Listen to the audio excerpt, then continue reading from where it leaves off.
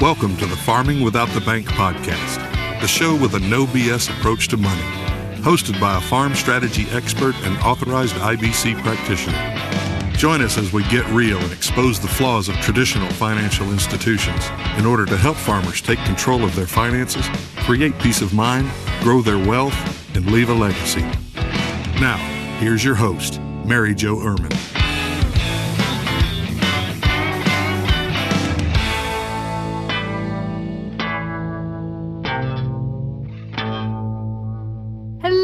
And welcome back to the podcast. Thank you very much for being here.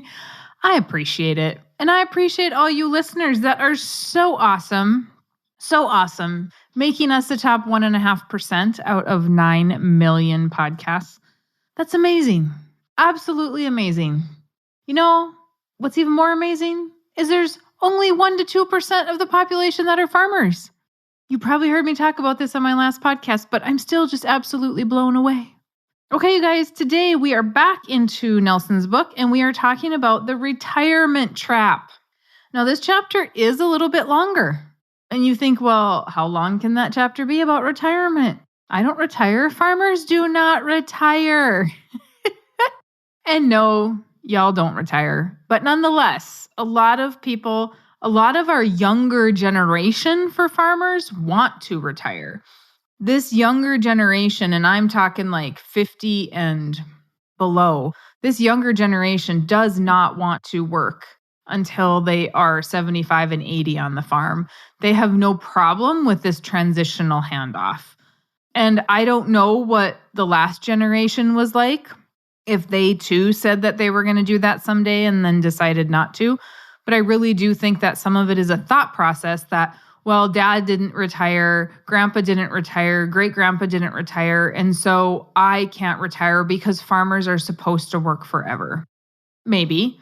It all depends on what you think.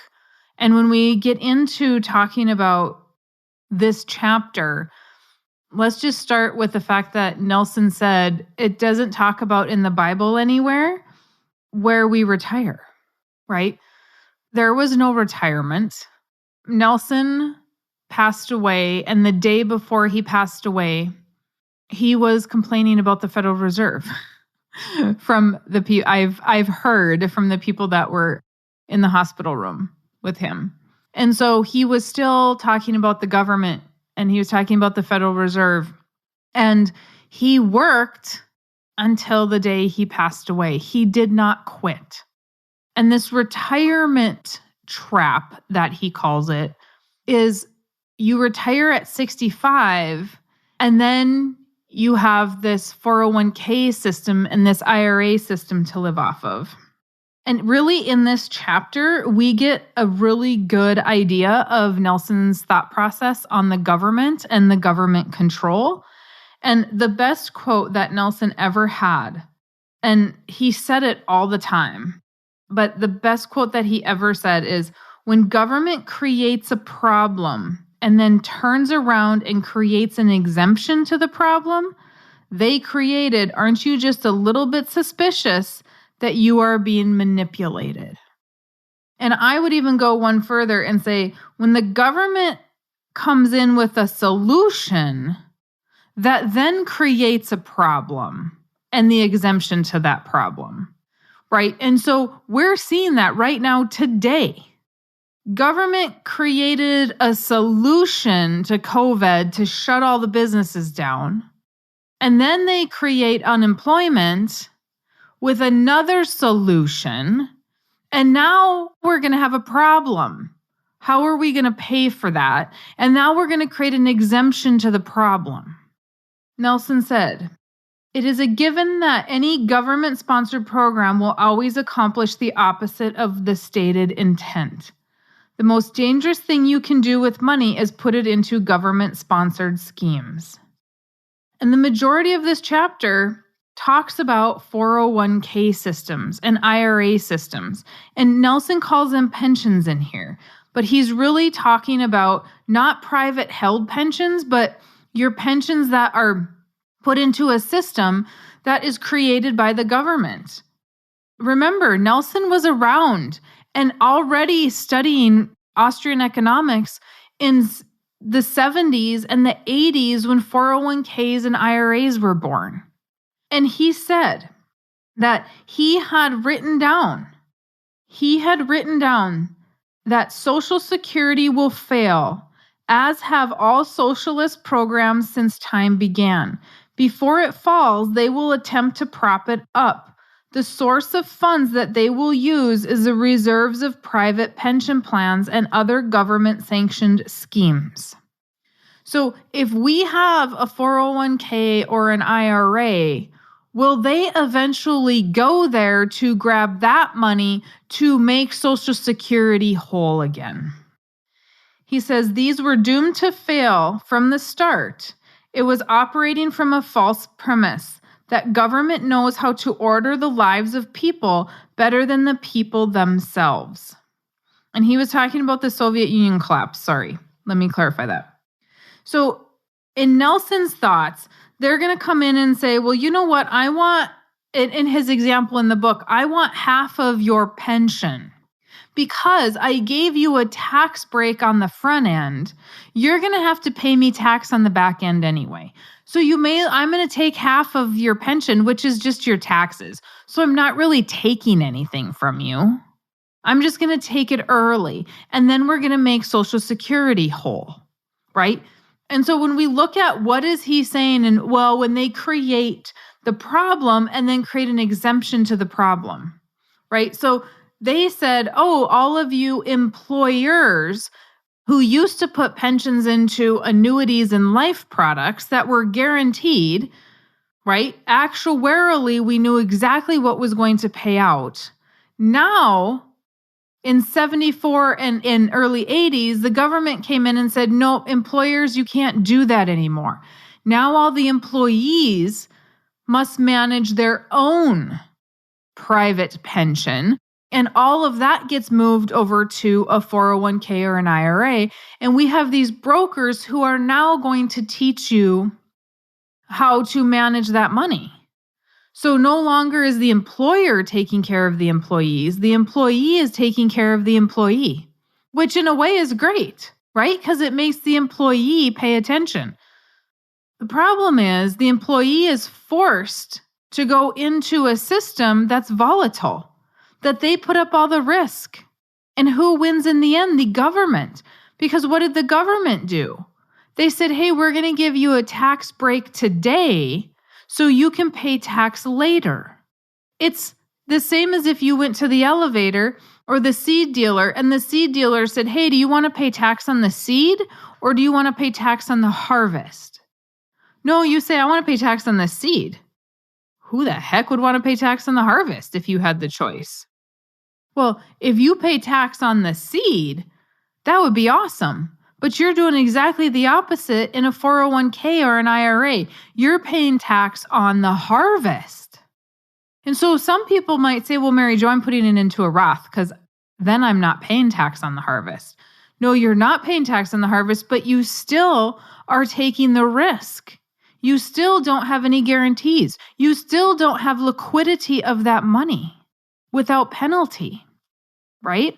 If it's 5 years or sooner, you don't have access to any growth with liquidity or without penalty. So the government says, we're going to create this awesome thing for employees, and then we're going to create these exemptions. We're going to make all these other things to make it sound better. We're going to give you a tax break on the forefront. Oh, yay, good for us. So we get a tax break today when we have write-offs, but when we retire, we don't have those tax breaks. What? Why do we do that? Why would we think that that's a good idea? Because we don't know any better, right? Nobody has explained that to us. He also says this, which I think it didn't hit me until we were actually studying this chapter. But he said, down through all of history, mankind has indulged in some pretty stupid ideas. And it seems to take quite a number of years before one of them finally runs its course and collapses. Often, it takes 70 or more years for reality to become apparent. The decisions that we make today are truly going to affect our grandkids. right? 70 years from now, those are the people that are going to be affected. So think back 70 years to your grandparents. What decisions did they not make that are affecting you today? Historically, we might not know them. But let's tie this back to what I talk about all the time: estate planning, and there a lack of. In my book, I talk about the fact that by the third generation, people will end up broke. The first generation could have made all the money, but by the third generation, we've lost it. There is nothing left for the fourth generation. What's happening with our farms? We're passing them off in the most inefficient manner possible. And so by the third and fourth generation, they're carrying that burden because they can't sustain it. Is it because they can't manage money, or is it because the 70 years prior, as Nelson is saying, they made some pretty stupid decisions? To A, make every generation buy the farm. B, not plan for retirement. Not sell the land to the next generation while they're alive because they have to avoid taxes. Is there a better way? If we are going to retire as farmers, is there a better way to do that? Absolutely. And you can see that in my Farming Without the Bank book, in the case study, where we have put premium in, bought equipment, bought land, paid for operating, and we have money to retire. If you want to sell the land, could you sell it contract for deed where you are actually making some interest and paying less in capital gains? That's today, as I'm speaking, right? That might change with the next administration. Capital gains changes all the time. But as I'm recording this, if we look back 70 years, what decisions were made? If they were not poor decisions and we're losing it ourselves, is that our own problem? We have to also have some sense of responsibility, right? But we have to pay attention to what's going on. Are these government handouts good for us or not? I can honestly say, during COVID, my accountant said, Mary Jo, you need to take the PPP money, whatever the heck it was called. You need to take that. If I take PPP money and I don't need it, right? Some people needed it. Why would I take it, A, if I don't need it? And then B, if I take it, how am I supposed to bitch about the government? I can't complain about them shutting businesses down if I then take their money.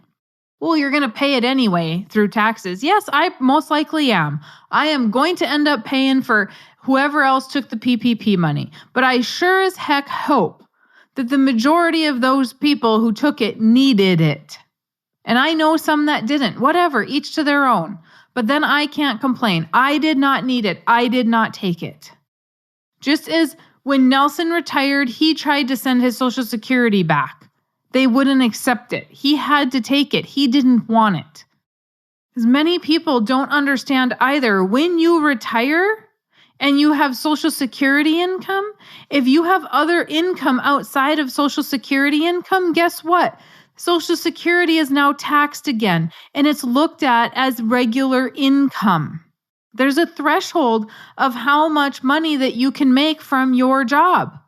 So now we have to juggle. Can we work? Should we work? Do we take Social Security? Do we not? Because now we're going to have to pay it back. We're going to have to pay taxes on it. Well, isn't that double taxation? Because we pay tax already. He also says in here, after World War II, wages were frozen.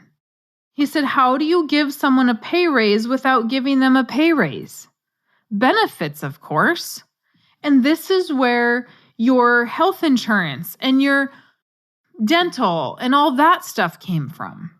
Because we couldn't give a pay raise, so let's give them benefits. Was that good? Was that bad? I don't know. What are we looking at today? Did that create a healthcare system that can charge whatever they want? Did it create a change in employment environments? I don't know. I was not living back then. I don't know what that looks like. I didn't have family that didn't farm, right? That's all, both sides of my family, farmers. I didn't have grandparents that worked in town. In fact, I, for a very long time, into my 30s, was amazed to run into people that their grandparents owned a business or their grandparents worked for somebody, because I just thought everybody farmed. I guess I grew up a little bit sheltered, right? Because we didn't get to go anywhere because we farmed. So I didn't understand that. Like, I don't know where the heck I thought groceries came from. Apparently, I didn't really think about it. Somebody had to work at the store. Somebody had to own the grocery store, right? Not every kid that farmed went out back to farm. But because both sides of my family were farmers, I just was not exposed to that work environment. I wasn't exposed to that business, what it was like to possibly grow up in town, so on and so forth. But we have to understand that A, we don't want any extra government intervention than necessary. But B, when the government is saying, oh, I'm going to give you a tax write-off today so you can get something better later, that's fantastic. Put your money in the 401k system. That's going to be the answer to all. That's your only other option. Is it really your only option? When I first got started in this business in 2010, there was huge talk of this guaranteed retirement account bill. And I believe, I have not watched it for a while, but this bill was introduced in 2008, I believe, 2009, something like that. And so it was a fresh bill. And what that bill is saying is that instead of you deciding to put your money into a retirement account, the government is going to decide to take 4% of all your earned income and put it into an account, a retirement account that they manage. And then when you retire, there's going to be money there for you so that you can retire. But they feel that because you are not saving enough money, they're going to do it for you. Isn't that kind of them? I do believe that this attempt is called Social Security, but now we're just renaming it. I mean, it sounds a lot like Social Security to me. That was mismanaged, but we're going to try it again, and we're going to call it the Guaranteed Retirement Account Bill. So in addition to anything that you're taking, they can take that. Through the years, I've watched this bill, and it's been added on. I believe in the Obama administration, it was thrown on to something and taken off. And so it gets thrown on here and there as pork, right? And they try to pass it through, and it's never really made it through anywhere. And so it's not something that I'm telling you to scare you. It's something that I want you to be aware of, that they are looking at these things as another solution so they can create another problem that we then have another exemption to. And with the new administration change, do we need to start paying attention to this bill? And I'm not playing political sides here because I really frankly don't care, but it was a Democrat-sided bill. And now that we have a Democrat presidency, House, and Senate, is this something that we need to pay attention to? And there's another bill by another state, and I don't know, I would have to look. Is it state-driven? But there's another bill that's kind of a rider to this one that says, and when we do this, all 401ks and IRAs would be frozen, and money would not be able to be withdrawn. Why? As Nelson is kind of alluding to in this policy, if we have a lot of money out there in retirement accounts, can we take some of that to prop up Social Security? Is that sort of what this bill is trying to do? I don't know. All I can say is the fact that it even exists is a little bit unnerving to me. You don't get to choose to take my money. It's my money, and I get to choose to do what I want with it. Just as you say, Mary Jo, I don't want to start a life insurance policy. Great, fantastic. Don't start one. I don't care. It's not my money. When a financial advisor tells a client that they can't cancel their account, or a financial advisor, when I have clients that go into their financial advisor and say, I want to cash out my IRA, and the financial advisor won't, or the financial advisor will stop talking to them, it's not their money. I see this stuff happen all the time. It is nasty in the financial world. It's not your money. If I have a client that says, I want to cancel my policy, we send cancellation forms. Like, clearly that's what they want to do. Okay. I had a client the other day that 1035'd his money, which means he canceled his life insurance policy with me and moved it to another agent. Okay. So somebody sweet talked you into doing something absolutely ridiculous because you were still in the capitalization phase. Absolutely insane. But okay, whatever. If you don't want to talk to me about it, I can't help you. So it's your money. You get to make that decision. Do I agree with it? Nope. But I'm not going to make it impossible. The government doesn't get to decide what we want to do. The fact that their fingers are always there is very disheartening. It's no different than the bank's fingers in our business when we want to buy a piece of equipment or seed or chemical or fertilizer or cattle, and they ask 10,000 questions because they don't understand or they say, no, you can't, right? We're going into business with the government when we have 401k and IRA systems. And this retirement, getting back to his retirement chapter as well, and off of the 401k stuff, is, do we retire at 65? Retirement at 65 used to be set up because we died at 70 or 68. Well, we now live to be in the 90s. Why is it that we think that we should be retired as long as that we are employed? How does that work? I had a client last week that said, well, I want to retire at 55 and we'd like $1.5 million. And I pull up my calculators and I'm like, if you want to retire at 55, you're going to need 14 million in tomorrow's dollars, meaning a 4% inflation. We have people retiring today and they don't consider inflation. Even farmers who are saying, I'm going to hand the farm off to the next generation and I'm going to rent it to them. I'm 65 and I'm going to rent it for the next 20 years to the son, and I'm going to live off of the rent. Today's rent might not cover 20 years from now what it's going to cost for cost of living. And if we did that, and then they have to buy the farm in 20 years from their siblings, didn't they just essentially pay for it twice? We need to consider all things. If you want to retire, can we just create a different system so you are retiring in a zero tax bracket? We are borrowing the money from cash value, retiring, and guess what? We don't have to pay it back. But we also don't have to worry about, oh my gosh, I'm going to have tax trouble. So I need to farm forever to set off the taxes, right? And some of you might say, well, I'm not getting any Social Security, so it doesn't matter. Well, farmers are notorious for not wanting to pay taxes. So if you don't pay taxes, you don't get Social Security. So what did you do? You avoided taxes your entire life. Now you don't have Social Security to retire on. So what was your plan? If you are going to be a farmer that wants to retire and you don't pay taxes and you think Social Security is going to be there, you better be making a plan. I don't care if you want to retire. Nelson says there's no retirement in the Bible. I don't plan to retire.